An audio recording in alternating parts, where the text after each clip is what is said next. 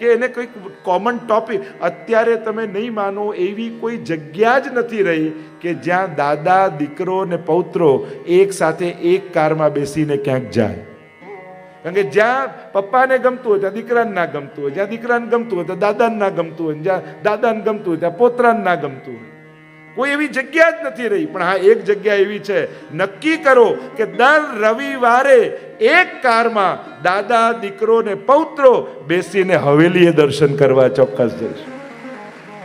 એક હવેલી એવી છે કે જ્યાં ત્રણેય પેઢીઓનું કલ્યાણ થઈ શકે છે. એ ત્રણેય માટે છે. એટલે કમથી કમ આજ પછી નિયમ બનાવો. કારણ કે હવે હું કહી શકું છું હવેલી માટે કે હવે તો દર રવિવારે એક કારમાં બેસી આખા પરિવારે દર્શન કરવા જવાનું જ. અને જો આટલો નિયમ રાખ્યો ને તો તમારા ઘરમાંથી વૈષ્ણવતા ક્યારેય નહીં જાય. આ વૈષ્ણવી પરંપરા જળવાયેલી રહેશે. જો પરિવારના ભેગા મળી હવેલી, બાળકોને કહો કે તું કહીશ બનાવીશ, આ તો એક હોય ત્યાં ફરવા જઈશ, બધું જ કરીશ, પણ એક બાબતમાં આપણા ઘરમાં કોમ્પ્રોમાઇઝ નહીં થાય કે રવિવારે સવારે રાજભોગમાં દર્શન કરવા જવાનું એટલે જવાનું જ. આ ઘરનો નિયમ જ બનાવી લો. આમાં કોઈ કોમ્પ્રોમાઇઝ નહીં. ઘરના દરેક મેમ્બરને ખબર હોય કે આ તો કરવાનું જ છે, બાકી બધું જે કરો એ કરો. અઠવાડિયામાં તમે કોઈ લઈ જઈશું, તમે કોઈ ખવડાવીશું, બાકી આ નિયમ આપણા ઘરેથી નહીં જાય. અને જો આટલો નિયમ પણ બચાવી લીધો તો તમારા ઘરમાં બિરાજતા ઠાકોરજી ઝાંપીજીમાં બંધાઈને ક્યારેક ગ્વાલ મંડલીમાં નહીં જાય. કારણ કે આ સંસ્કાર એની ભીતર હશે. બાળપણમાં એને જોયું હશે કે દાદા લઈ જતા હતા, પપ્પા લઈ જતા હતા, અને આ મધુર સંસ્મરણો આવતી પેઢીમાં એને આપવાની ખબર પડશે. એટલે મારે તો પાઠશાળા પણ શરૂ કરવી છે. અને પાઠશાળાની અત્યારે હું જાહેરાત કરી જ દઉં છું. ગોરધનનાથજી હવેલીની બાલ પાઠશાળાનો પ્રારંભ કરીએ છીએ. પછી વ્યવસ્થા બધા ટ્રસ્ટીગણો જાહેરાત કરશે ને ક્લાસીસનું આપણે અનુકૂળ કરીશું. પણ દરેક વિસ્તારમાં વડીલોનો સત્સંગ નહીં થાય તો ચાલશે, પાઠશાળા તો ચાલવી જ જોઈએ. આ તો આપણા બધાનો એક પ્રકાર હોય. અને ટ્રસ્ટીઓને બી કહીશ, જે વ્યવસ્થા કરવી પડે કરો, મારી જે મદદની જરૂર પડશે આપીશ, પણ પાઠશાળા તો ચલાવજો જ. કારણ કે આવતી પેઢીને આપણે તૈયાર કરવાની છે. આ કાર્ય તો થવું જ જોઈએ. આજે દુનિયાભરમાં અમે કેટલી મોટી સંખ્યામાં બાળકોને પાઠશાળામાં ભણાવીએ છીએ. ઓસ્ટ્રેલિયાથી લઈને અમેરિકા સુધી જ્યાં જ્યાં હવેલી છે ત્યાં ત્યાં પાઠશાળા છે જ. और અમદાવાદમાં 300 બાળકો પાઠશાળામાં આવે છે. તો આ બધું થઈ રહ્યું છે, દુનિયાભરમાં થઈ રહ્યું છે. દરેક દેશની હવેલીઓમાં, મેલબર્ન, સિડની, ઇંગ્લેન્ડ, અમેરિકા 150, 200, 100 બાળકો દરેક જગ્યાએ. વિદેશમાં પણ આટલું બધું વ્યસ્ત અને દૂર હોવા છતાં બધા જ રવિવારે પાઠશાળામાં આવે છે.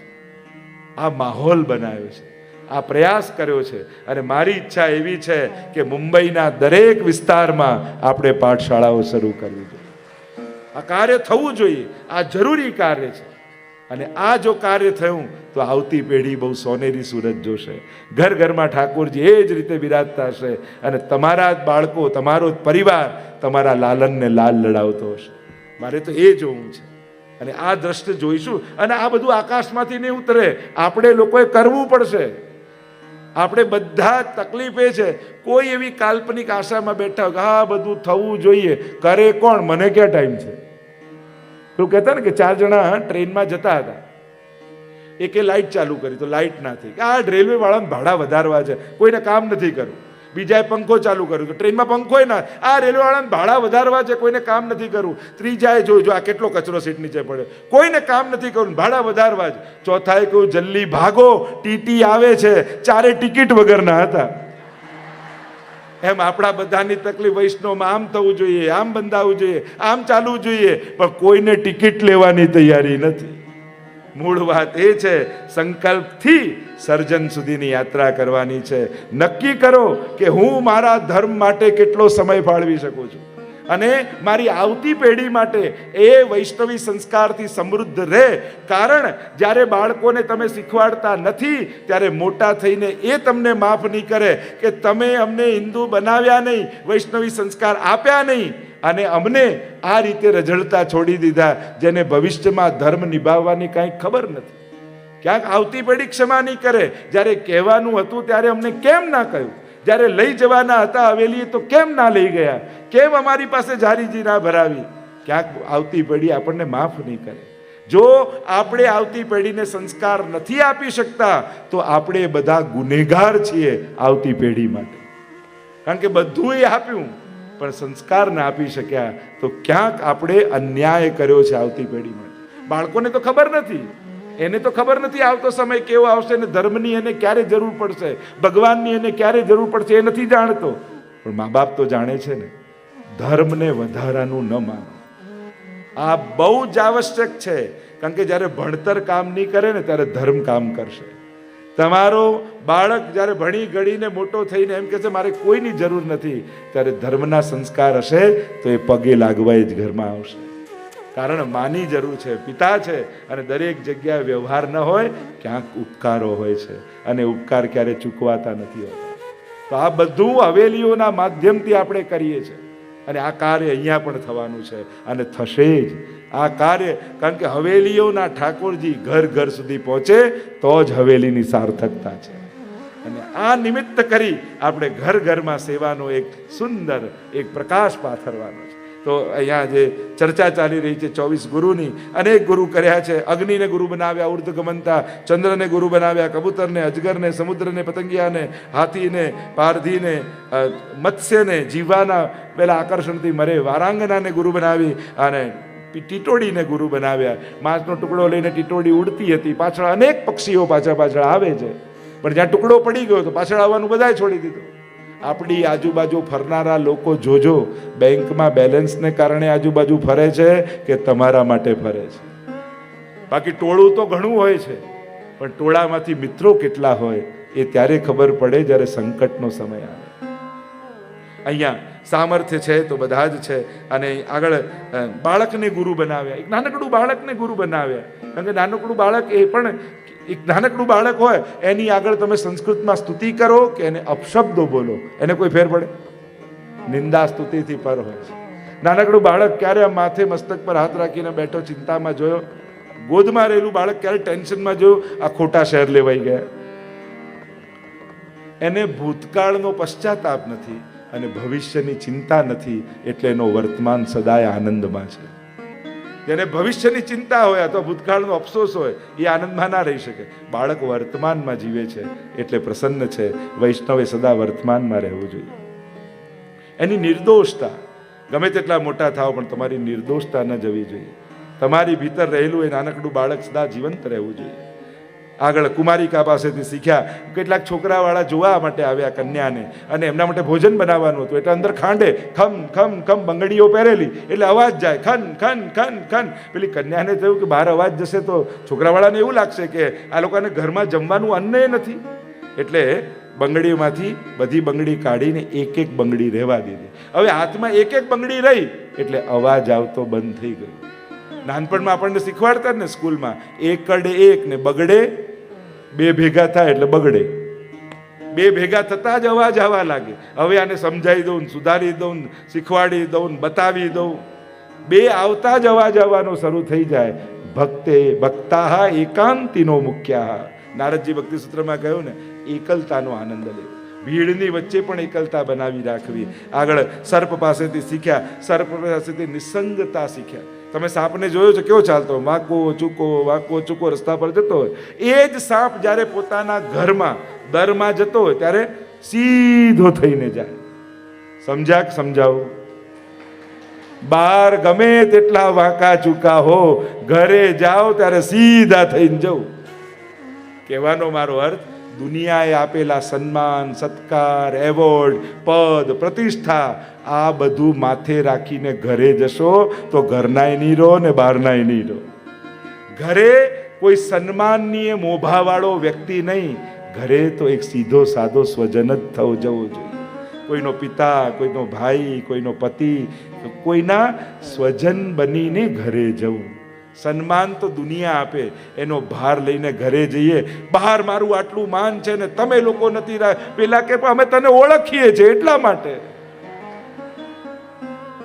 પેલા લોકોએ તો કલાક ભેગા રહેવા, અમારે તો 24 કલાક તારી જોડે રહેવાનું છે. અને એમે સ્વજનો બહુ સન્માન ના આપે.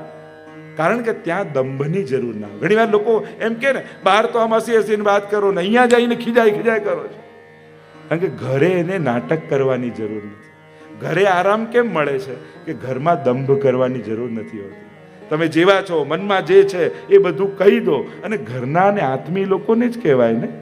બહારના લોકો જોડે કહે તો ધંધો જ બંધ થઈ જાય. ત્યાં તો નાટક કરવા જ પડે, ત્યાં તો દંભ કરીને રહેવું જ પડે. ત્યાં મનમાં હોય કહેવાય નહીં, ઘરમાં કહેવાય. અને એટલા માટે ઘરમાં માણસ જેવો સ્વભાવ વાળો એવો કહી દે છે. અને એટલે જ અને ઘરની એક પ્રેમ, આત્મીયતા, એનો અર્થ એ થોડી થાય કે જેમ ઘરમાં આવ્યા એટલે પેલી પત્ની એમ કે આવો નાથ પધારો. એટલે મહાભારત સિરિયલ જેવું બોલે તો જ પ્રેમ, એવું થોડી કહેવાય. ઘરમાં તેમજ કહે આવો બેસો, જમી લો, મૂક્યું છે ઠંડુ થાય પાછું ગરમ નહીં કરું. ત્યાં તો એમ કે નાથ બિરાજો, આપના માટે ભોજન તૈયાર છે. પેલો ગભરાય કે આજે કંઈક મોટું થવાનું છે. જો આવા માન સન્માનથી બોલાવે તો પેલો ગભરાઈ જાય કે આજે કંઈક મોટું થશે. આટલું બધું માન ઘરમાં તો આવું જ હોય ને, એને જ પ્રેમ કહેવાય. ત્યાં કોઈ આવા કોઈ મોટા મોટા શબ્દો, વચનો, એને થોડી પ્રેમ કહેવાય. જ્યાં ક્યાંક પ્રેમ છે, થોડો ઝઘડો છે, થોડી અનબન છે, થોડી એકાત્મિતા છે, થોડી સાથ છે, થોડો સ્નેહ છે, થોડી રકઝક છે, આ બધું મળીને જ એક પરિવાર બને છે. કે સારો પરિવાર એટલે બેઠા બેઠા એકબીજાની સામે જોઈને હસતા રહે એવું થોડી હોય કે તું હસ ને તને જોઈને હું હસું. આવું થોડી હોય.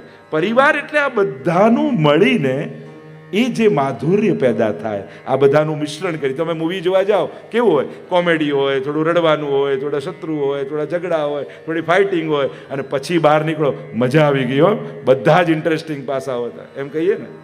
એમ લાઈફમાં પણ એવું જ છે.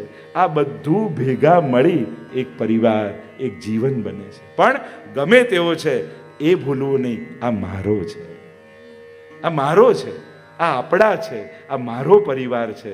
આ દોરો છે આ બધાની વચ્ચેનો. આ જે વિચારધારા છે ને એ દોરા રૂપે બધાને જોડી રાખે. આ મારું ફેમિલી છે, મારા આત્મી. એક વાત આપણને ખબર પડી જાય ને કે આ મને સાચો પ્રેમ કરે છે, પછી એની પ્રવૃત્તિને બહુ જોખવી નહીં, એનાથી સંબંધો નહીં તોડીએ. કારણ કે આ વઢે તોય મારો છે. કારણ કે એને એટલે જ બાળકો જ્યારે મા બાપ ચિંતા કરતા હોય તો બાળકોને બંધન જેવું લાગે. હવે તમે સુઈ જાઓ ને તમે કેમ જાગો છો, મને તો મોડું થશે જ. પણ એને ક્યાં ખબર છે માને ચિંતા થાય જ, પિતાને ચિંતા થાય જ. એ તો જ્યારે એ મા બાપ બને ત્યારે સમજમાં આવે. બહુ સહજ છે. પણ યુવાનો એ સમજવાનું, એ એમની ચિંતા એમની લાગણી છે, એમનો ક્રોધ એમની લાગણી છે. એ લાગણીને જોજો, એમની પ્રવૃત્તિને ન જોતા. કહેવાનો ઢંગ કદાચ ખરાબ હોય પણ એનો ભાવ તો સાચો જ છે. આટલું સમજમાં આવી જશે ને તો પછી વડીલો બંધન નહીં લાગે, એ તમને સુરક્ષા જેવા લાગશે. કે દાદા દાદી છે ને, બાળકને મૂકીને જઈશું ને ચિંતા નથી, આપણે બંને એકલા જવાનું છે, દાદા છે ને સાચવશે. અને દાદા દાદી જે સંસ્કાર પૌત્રાને આપે બીજા ના આપી શકે. અને એટલે આ બધું એકબીજાથી ગૂંથાયેલું છે. આપણો પરિવાર છે ને એ સ્વેટર જેવું છે, એકબીજાથી ગૂંથાયેલું. એમાં એક દોરો ખેંચી લેશો ને તો આખું સ્વેટર ઉધડી જશે. એટલે આ બધા ગૂંથાયેલા છે એકબીજાથી, અને ગૂંથણી જ એનું સૌંદર્ય છે. અને આવું જ ગૂંથાયેલા રહેજો. સર્પ પાસેથી નિસંગતા શીખ્યા, આગળ કરોળિયા પાસેથી શીખ્યા. કરોળિયો જાળ ફેલાવે, બની જાય, કામ પતી જાય, પછી સમેટી પણ લે.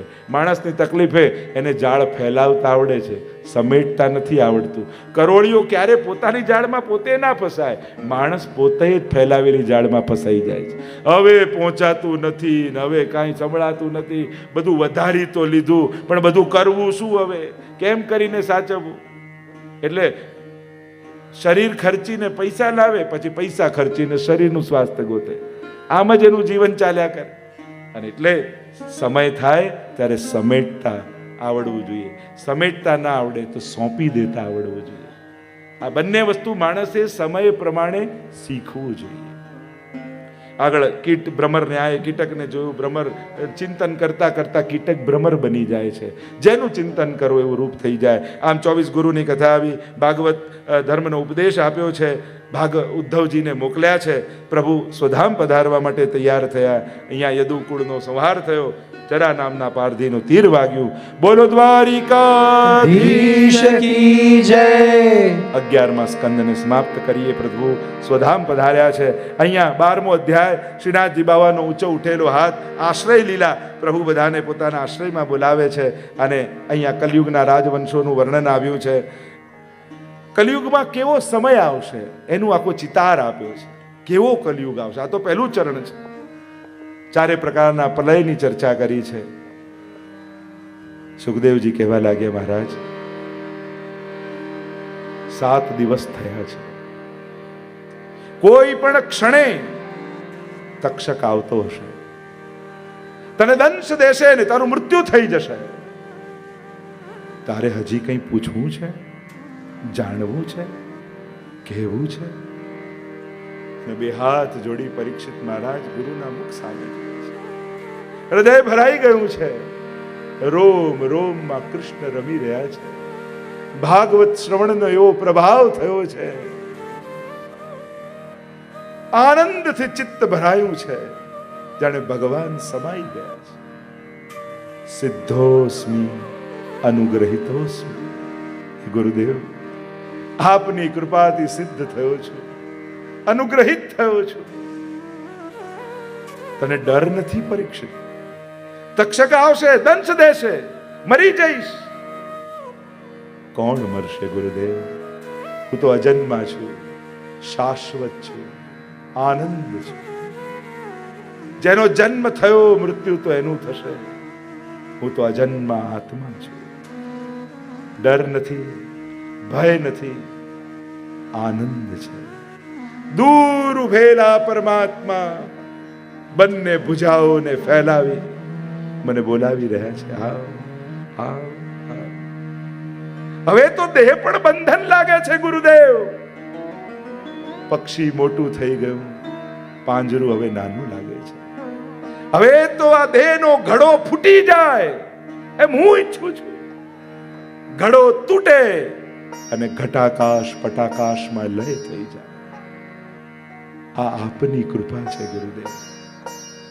સુખદેવજી ઉભા થયા, સાષ્ટાંગ દંડવત કર્યા પરીક્ષિત મહારાજે.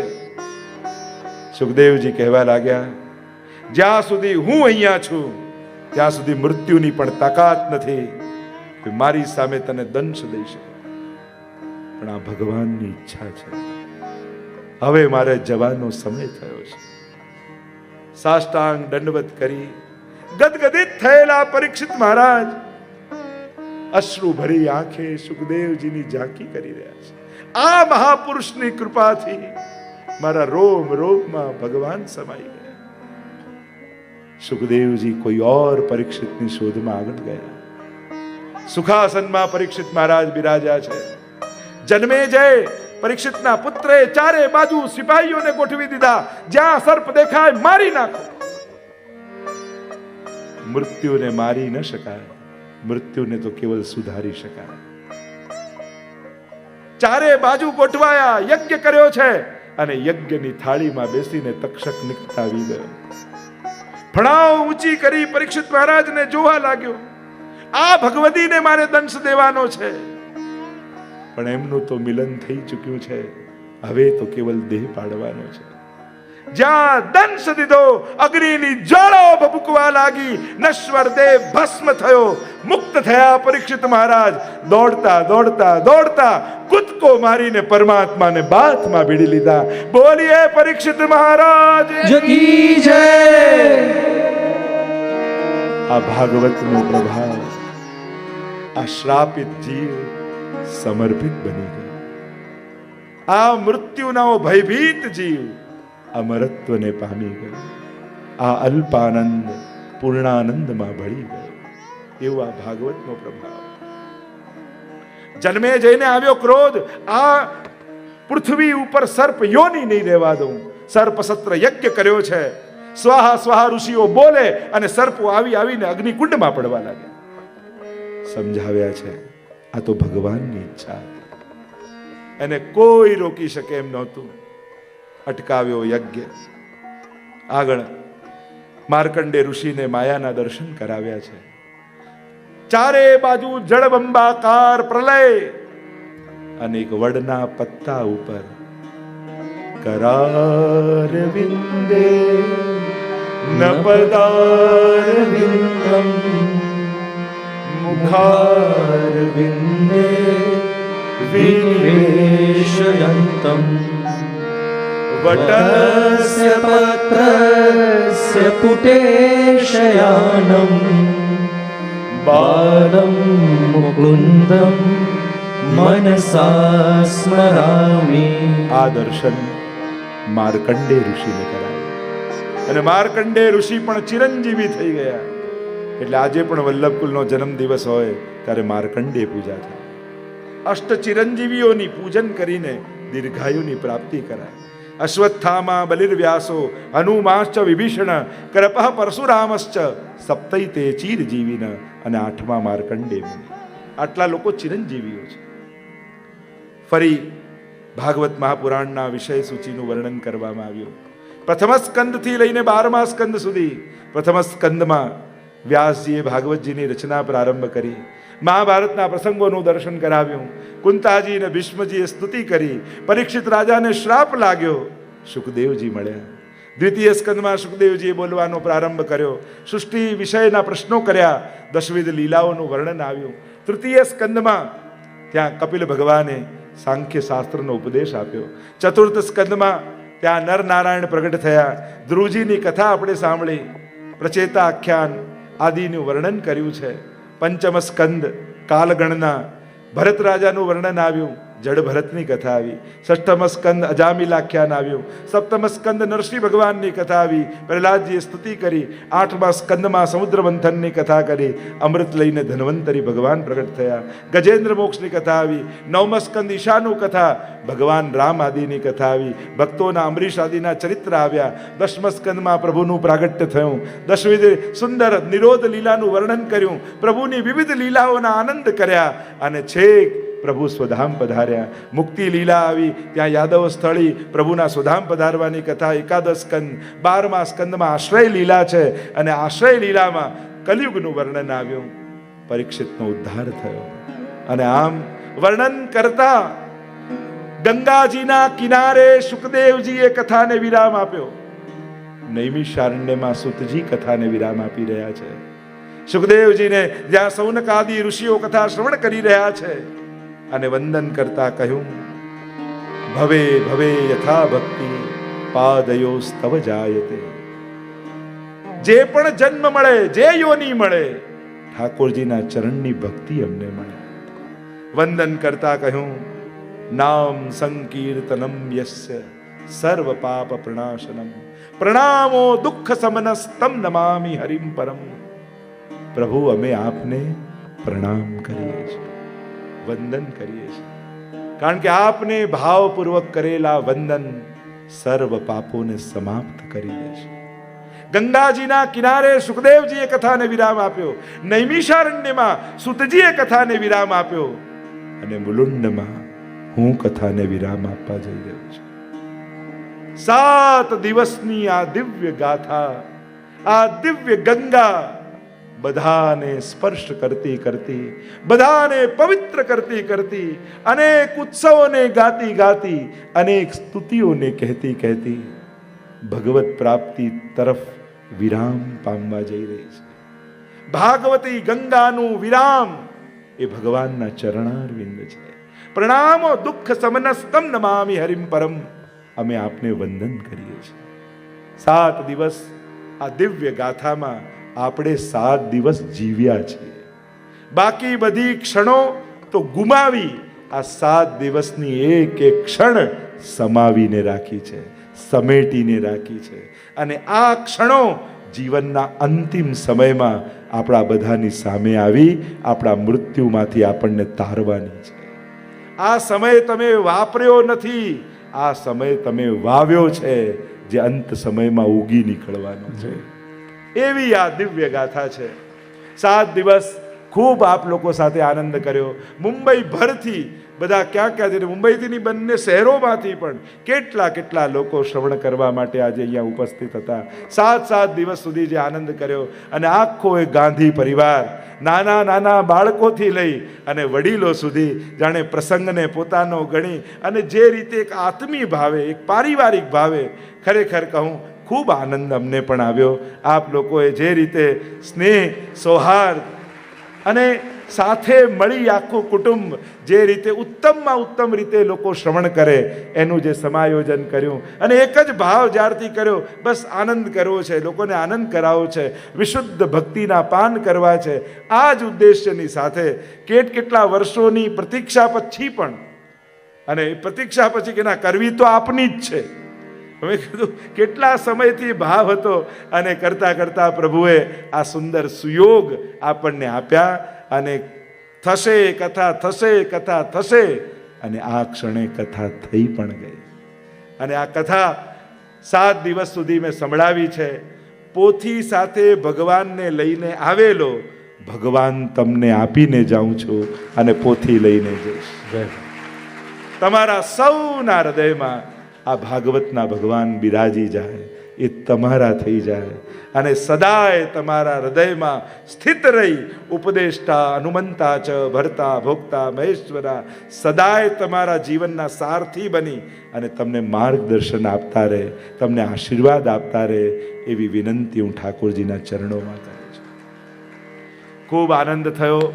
આપણે કહીએ ભાગવત હોય તો ભગવાન આવે, ખરેખર હવેલીથી ભગવાન પધાર્યા. સંકલ્પ દ્વારા, એક સુત્તમ ભાવના દ્વારા, અને ઠાકોરજીએ જોડ્યા, પ્રભુની પ્રાપ્તિ થઈ એમ કહી શકાય. પ્રસન્નતા અભિવ્યક્ત કરું છું, અને હવે લાગે છે કે હવે તો સમયે આવવાનું થતું રહેશે અહીંયા. કારણ કે ઠાકોરજી હાથ પકડ્યો છે એટલે કોઈ ને કોઈ રૂપે આવવાનો અવસર થતા રહેશે. બસ પ્રભુની ભક્તિ બધાના હૃદયમાં જાગે એ જ કામના કરું છું. ઠાકોરજીના ચરણોમાં એ જ વિનંતી કરું છું, સદાય તમારા જીવનમાં આનંદ બનેલા રહે, ત્રિવિધ તાપોને હરી લે ઠાકોરજી, તમારા અલૌકિક લૌકિક સઘળા મનોરથો ઠાકોરજી પૂરા કરે, એવા આચાર્ય પીઠ પરથી આશીર્વાદ પાઠવું છું. અનેક પ્રસંગોમાં મળતા રહીશું. પહેલું મુલાકાત આપણી થશે 14 ફેબ્રુઆરી, 14th ફેબ્રુઆરી, ત્યાં બોરીવલીમાં, જે એમની ગ્રાઉન્ડમાં, સ્કૂલના ગ્રાઉન્ડમાં, જે સ્કૂલનું ગ્રાઉન્ડ છે, ત્યાં 16 ગ્રંથ, સામૂહિક 16 ગ્રંથ, એટલે એક સાથે 5000 લોકો 16 ગ્રંથનું પારાયણ કરશે. જેટલા લોકો, આ પહેલી વાર મુંબઈ ખાતે આયોજન થઈ રહ્યું છે, અને ત્યારબાદ વચનામૃત અને ભવ્ય ફૂલફાગ રસિયાનો મનોરથ થશે. તો એની પત્રિકા આપ લોકો સુધી આવશે. આ બધાને આમંત્રિત કરું છું, આ બધા જ આવજો, સાથે મળીને આનંદ કરીશું. અને અન્ય આયોજનની પણ વધાઈ ટૂંક સમયમાં તમને મળશે, તો સાથે આનંદ કરીશું. એ જ રીતે મે મહિનામાં અધિક માસ, અને 14th મેથી, એમ તો 17થી અધિક માસ શરૂ થશે, એ પૂર્વથી કથા શરૂ થઈ જશે, અને 20 તારીખ સુધી ભાગવત સપ્તાહનું આયોજન ગોરેગાંવ હવેલીના 25 વર્ષ નિમિત્તે ત્યાં ભવ્ય ભાગવત સપ્તાહનું આયોજન થશે.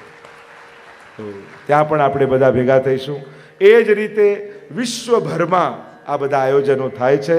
એની માહિતી તમે શ્રી દ્વારકેશલાલજી ઇન્ટરનેશનલ વૈષ્ણવ સંઘ, એ ફેસબુક કે ઇન્સ્ટાગ્રામ કે યુટ્યુબ, કારણ કે યુટ્યુબમાં પણ તમને સાવધાન કરી દઉં, જુદા નામે જુદા ટાઇટલો મૂકીને એવી ચેનલોમાં પ્રવચનો મૂકવામાં આવે છે. આ એક મંત્રથી બધા કામ થઈ જશે એવો કોઈ મંત્ર મને આવડતો નથી, અને એટલા માટે આવા ટાઇટલો, આવા મનોકલ્પિત ચેનલોમાં જુદા આકર્ષણ માટે અમારા નામે જ્યારે મૂકવામાં આવે તો એનાથી સાવધાન રહેજો. એકે ચેનલ અમારી નથી, અમારી એક જ છે, જે દ્વારકેશલાલજી ઇન્ટરનેશનલ વૈષ્ણવ સંઘ, એ જ કેવલ એકમાત્ર ઓફિશિયલ ચેનલ છે. બાકી બધાએ પોતપોતાની રીતે શરૂ કરેલી છે. એટલે કોઈ પણ એવી વાત કે ટાઇટલ અમે મૂકેલું નથી, એટલે એનાથી સાવધાન રહેવું. તો ઓફિશિયલ ઓથેન્ટિક જે વસ્તુ હોય એનાથી, એના જ ઇન્સ્ટાગ્રામ, એના જ ફેસબુક, એના જ યુટ્યુબ, એનાથી જ માહિતી મેળવવી, જેથી આપણે ખોટા રસ્તે ન દોરાઈએ.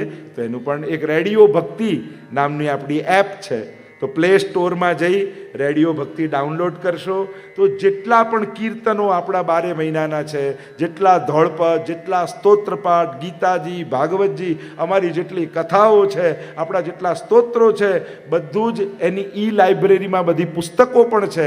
તમારે ક્યાંય પણ જાઓ પુસ્તકો રાખવાની પણ જરૂર નહીં. એની ઈ લાઇબ્રેરી ખોલો એટલે બધા જ ગ્રંથો સહજ સુલભ છે. તો આ એક એપ હોય તો કોઈ સીડી કે કોઈ પુસ્તક રાખવાની જરૂર ના પડે. એવી એક સુંદર, 1 લાખ ઉપરાંત લોકો આજે